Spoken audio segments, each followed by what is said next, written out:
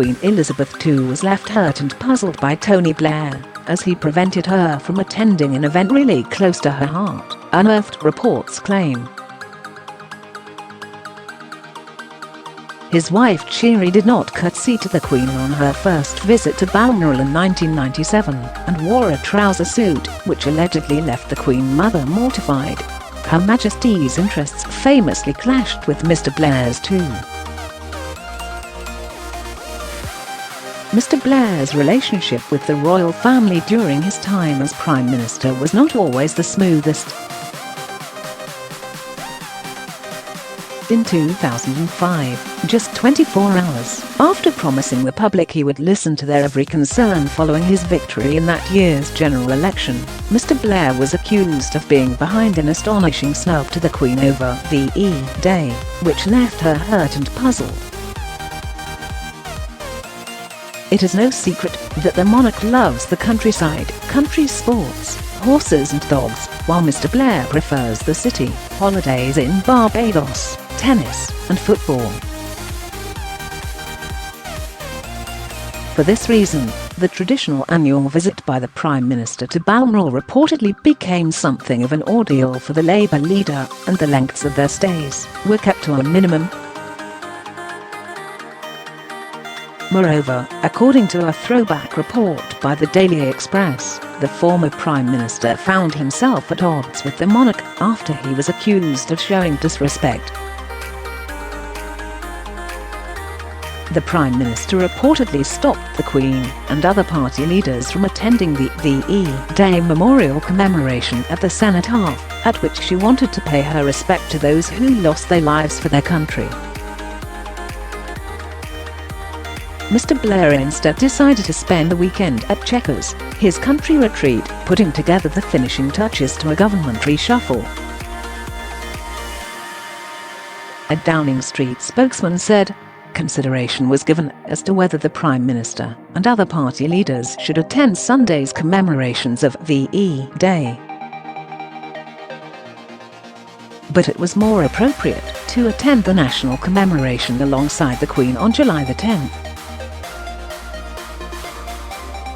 The spokesman refused to say whether arrangements for Mr. Blair to attend the event had been made, and then cancelled at short notice. In a decision that has caused widespread uproar, Ministry of Defence bureaucrats organising the celebrations for VE Day were told by Downing Street that the Queen was not included.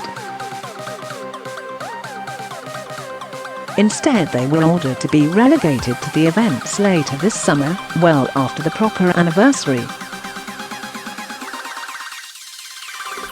Buckingham Palace insiders expressed astonishment at the decision and admitted that the Queen's absence from VE Day was unusual. One courtier said she was hurt and puzzled. The report reads, "Stopping the Queen attending the commemoration is being seen as revenge for the small role Mr. Blair played at the Queen Mother's funeral." Moreover, the report quotes a palace spokeswoman as saying, "It was not the Queen's decision not to be there, in fact she would very much like to have been included."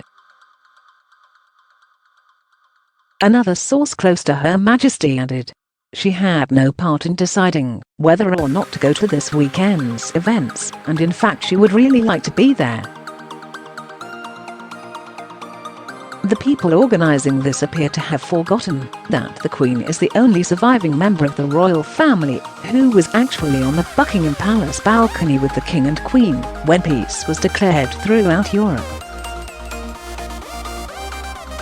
Since she has not been invited, she will attend a private service at St. George's Chapel, Windsor, and to commemorate this special day in her own way. Mr. Blair returned to the limelight last week as he passionately condemned US President Joe Biden's decision to withdraw troops in Afghanistan.